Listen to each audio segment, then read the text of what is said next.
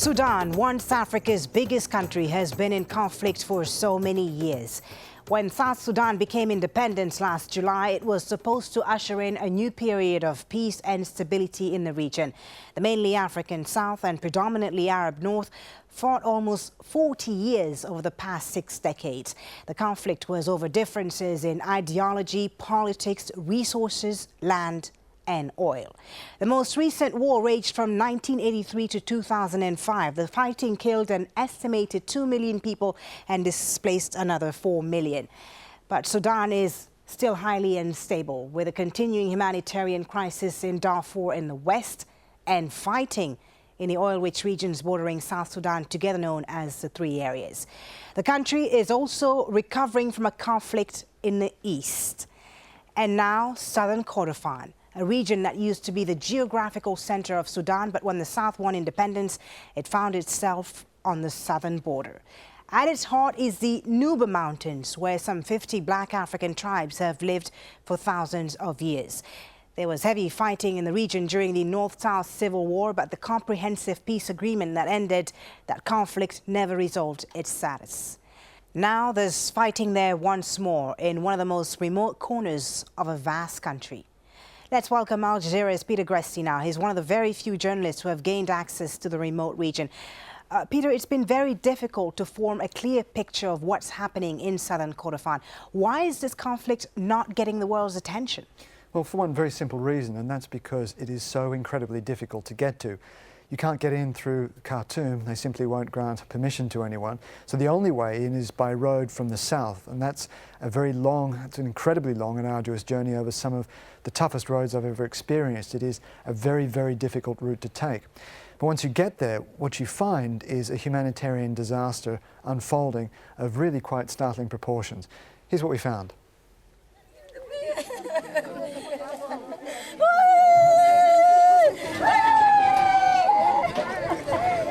Another Nuba family grieves. A wife and mother of 2 has been killed.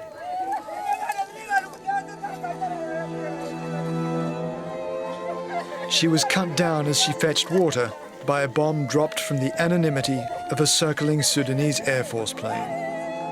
I'm the first one to see my wife there. When I'm come back, I've told the people that my wife is gone, but no problem. We are fighting. The courage they want to give us the fighting until we are on now. The grieving is everywhere. In other parts of the Nuba Mountains, entire villages have been rubbed out. All the work of Sudanese troops. This is what a scorched earth policy looks like. This is the town of Bram. It used to be an administrative center of about 5,000 people. A few months ago, the Sudanese army came through here and all of the villagers fled into the mountainside. The army destroyed every building. They set fire to each home. They burned the crops, the grain stores. They destroyed the lot. This is now a ghost town. It's not just homes that have gone. The Nuba people see this as nothing less than an attempt to erase their entire culture, to smudge out both the people and their memory. One of the problems for people living out here is the apparent randomness of the attacks from the air. Now, the government insists that it's only targeting rebel positions, military posts, but we've seen the remains of bomb fragments, of bomb craters in villages, by waterholes in fields and so on, with no obvious military objective anywhere near it. Right across the Nuba Mountains, whole communities have been forced to flee. We went to find them.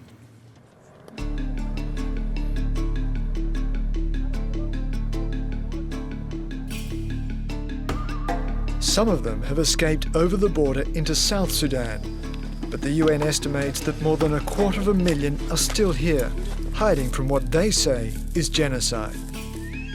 With the villages and fields now simply too exposed, people have taken refuge in high ground among the boulders where only a direct hit might harm them. Doesn't look like much, but this hole down here is very typical of the kind of place that a lot of the villagers have retreated to.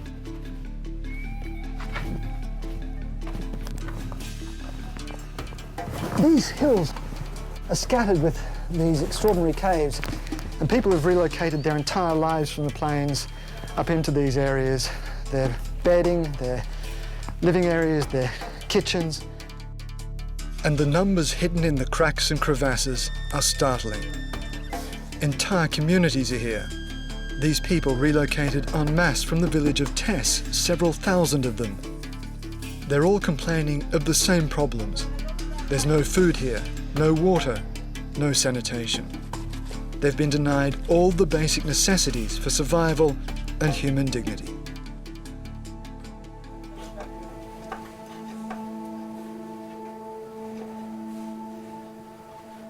Rauda Dadiri has been here for almost 9 months. She brought her 2 children after the army destroyed their village and burned their home. Her third, Muhammad, was born inside the mountain.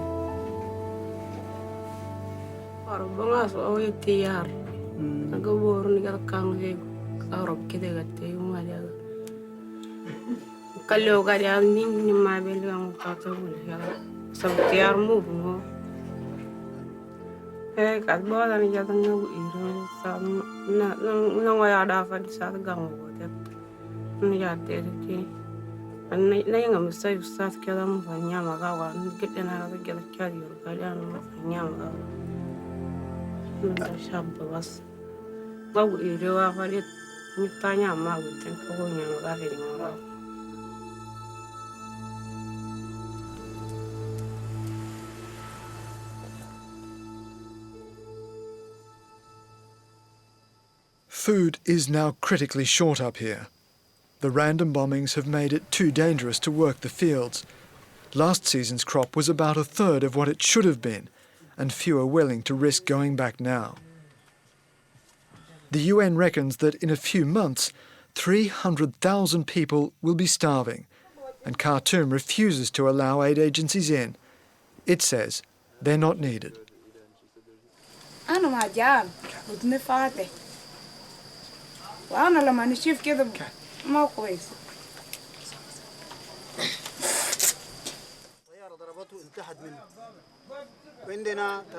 so the Nuba are damned if they plant and damned if they don't. What happens to the community if you're not able to plant this coming rainy season?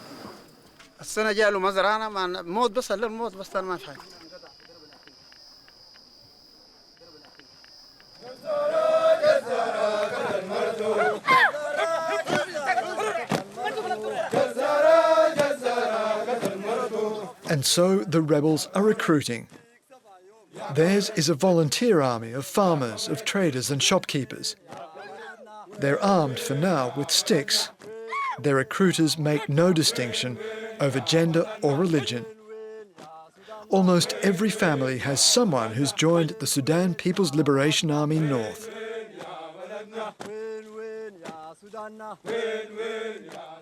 To the Nuba people, of course, this is about self-defense. It's about survival.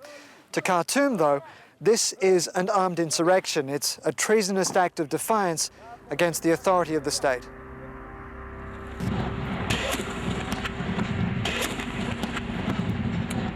This is the Sudanese army at work. The video, presumably shot by a government cameraman, shows Khartoum's troops locked in gun battles with rebel fighters. The rebels found the video at an army base they captured last year and gave it to Al Jazeera. The footage documents the military operation, hunting the mountainside and searching villages for rebel fighters or their supporters. But here's what bothers the rebels. Ahmed Haroun, in civilian clothes, is the governor of Southern Kordofan. He's also wanted by the International Criminal Court for crimes against humanity and war crimes committed in Darfur. Here he addresses government troops before an attack.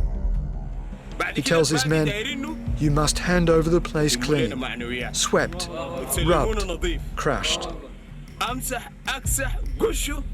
Don't bring them back alive. We have no space for them." "Don't bring them back," repeats the army commander. "Eat them raw." Haroun off camera then says, "We don't want any administrative cost. Are you ready? Are you ready? Are you ready?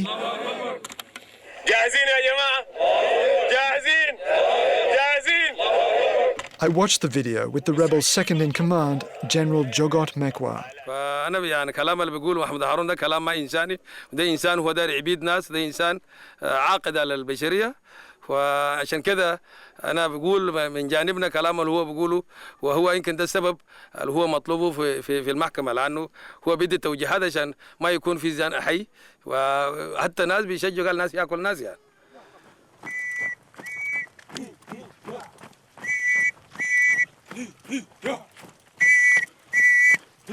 The rebel training continues at a secret base. Assault rifles have replaced the sticks as they rehearse field tactics. The Nuba people have been through this before, fighting for 20 years until a peace agreement ended the last round of violence in 2005. They're not short of ammunition either. The SPLA North insists it has no external supporters, nobody to supply it with weapons. So where does all this stuff come from? Well, General Jogot says he gets it from his best supplier, which is the Sudanese army itself. These machine gun rounds, the tank rounds, were all captured in fighting just over 3 weeks ago. Khartoum says that's rubbish. It accuses South Sudan of being the rebels' main supplier, of arming the rebellion to undermine the government. Regardless of who supplies the ammunition, the rebels say they're using it to fight for political reform, not independence. The original people in the Sudan, if you go through the history of the Sudan, we are not going to leave the Sudan for who? We're fighting, we want to change the regime, we want to bring the equality and justice for these people. Marginalized people, they don't have a freedom, they don't have justice, they don't have rights. That's why we fight for. We want to change this regime.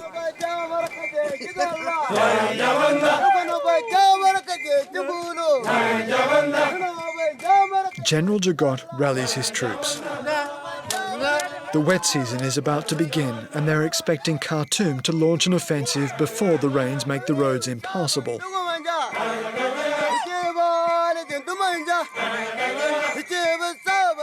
They are under-equipped and outgunned, but they are fighting for land they were born on and a cause they believe in.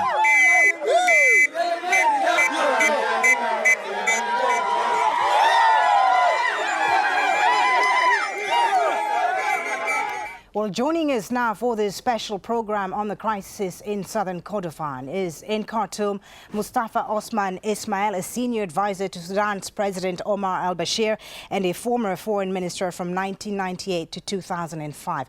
Mr. Ismail, thank you so very much for speaking to Al Jazeera. We appreciate you coming on the show.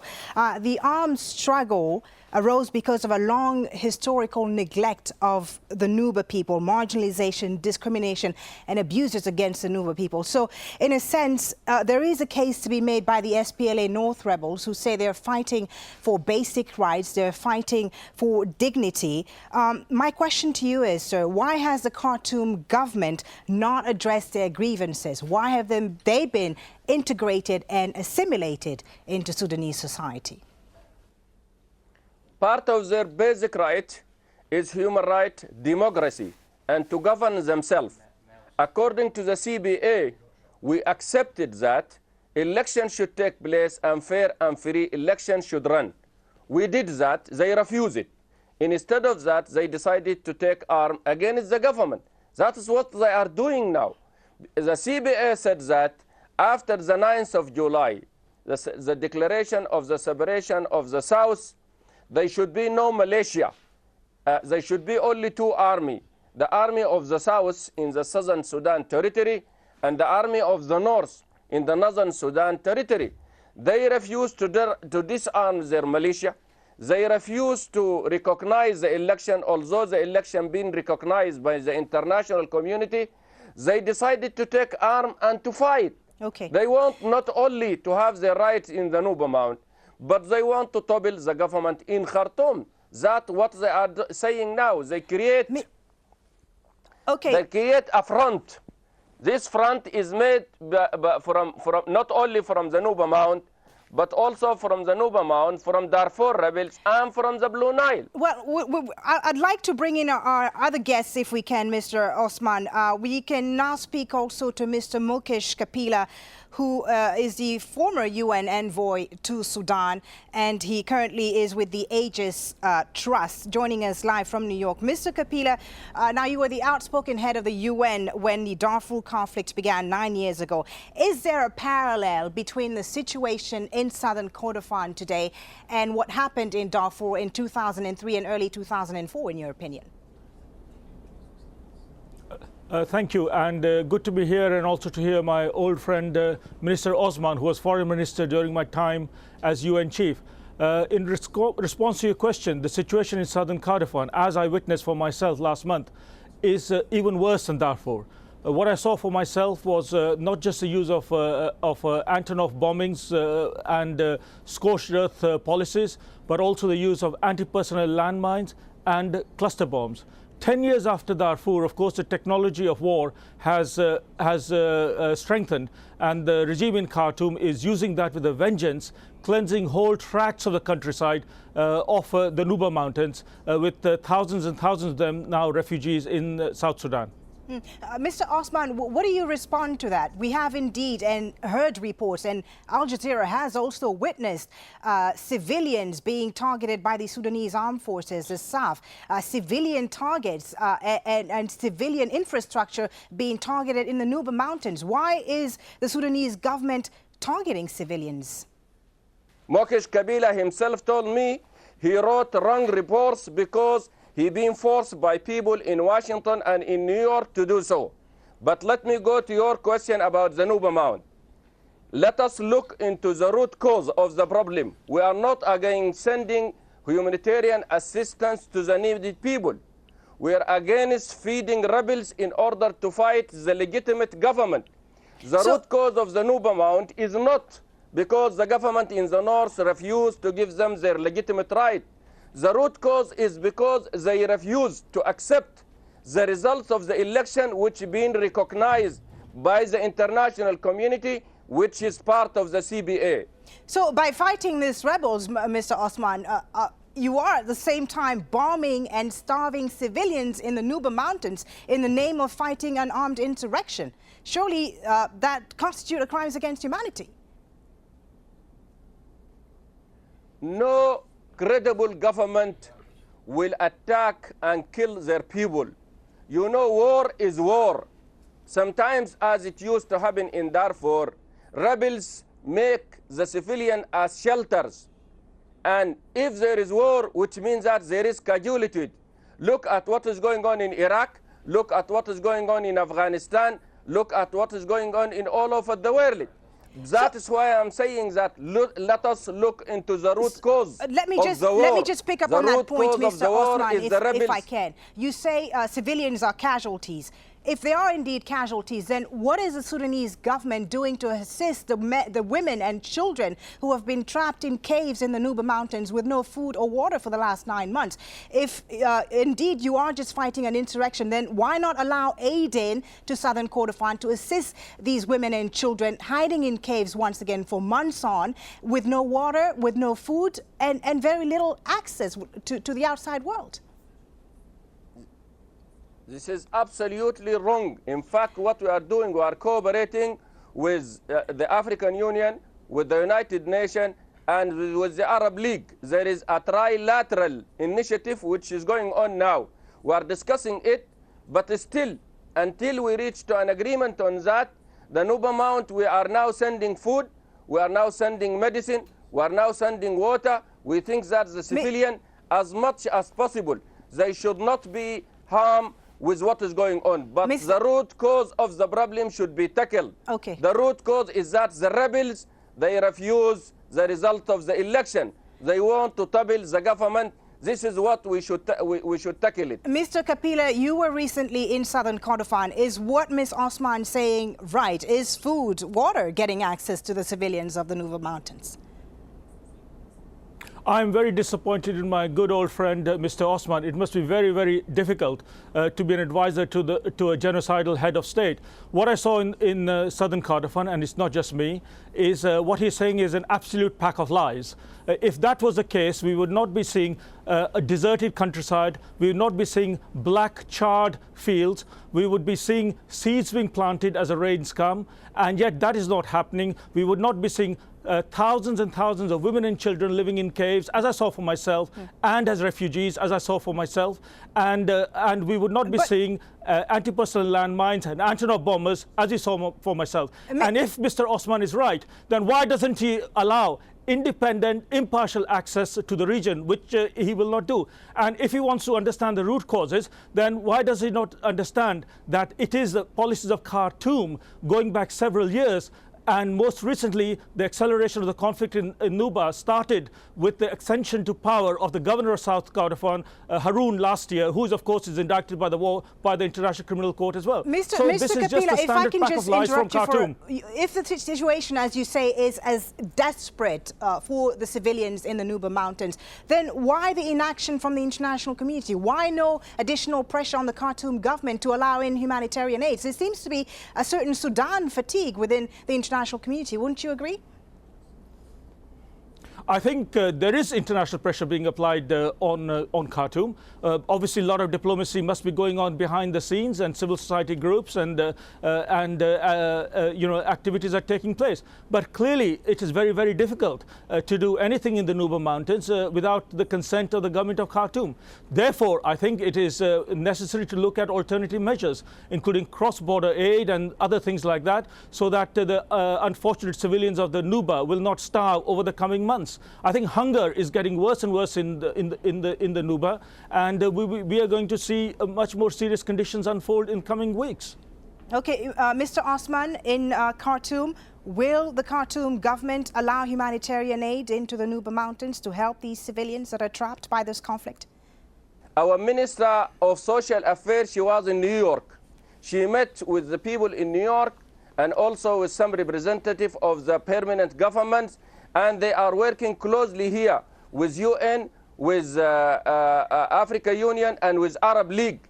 There is an initiative of trilateral part. We are negotiating it. But now there is no problem at all for any humanitarian assistance to come to the Nuba Mount and to the Blue Nile. But it got to come through the government. While these discussions and negotiations are going on, Mr. Osman, people are suffering. While these discussions are going on, people are suffering in the Nuba Mountains. We've seen it with our own eyes. It's not just Mr. Kapila. We, Al Jazeera, have been to Southern Kordofan. We have seen it once again with our own eyes of the Sudanese armed forces once again targeting civilian areas, people having to flee into mountains. So there is a desperate situation going on here, and the Khartoum government doesn't... Tell me this. Do you think why the government of Sudan targeting civilian? Have you any answer? But it's my question to you, in fact. Civilian? Why are you targeting civilians? We are not targeting civilian. War is war. And the reason why there is war, because the rebels who are supporting by Kabilas and others, they are fighting in South Kordofan. They are refusing the election. War is war. But those who are fighting, who are declaring war in south of Kordofan, they got to be, this question should be put for them. If they want democracy, we are ready for democracy. If they want political settlement, we are ready for political settlement. But these people, they are taking civilian as shelter. If you have any humanitarian support and you want to send it to the needy people in the Nuba Mount, whether to come from Qatar or from Saudi Arabia or from Washington or from New York, we are ready to take it to them now. Okay, well, thank you very much for speaking to us, Mustafa Osman Ismail in Khartoum and Mukesh Kapila in New York. Thank you both for joining us. And thank you so much for watching this special program on Sudan's Southern Kordofan. If you want to catch the show again online, just log on to our website, aljazeera.com. And we'll leave you now with images from Southern Kordofan, photographs taken by Al Jazeera's Peter Gresti. Thanks for watching.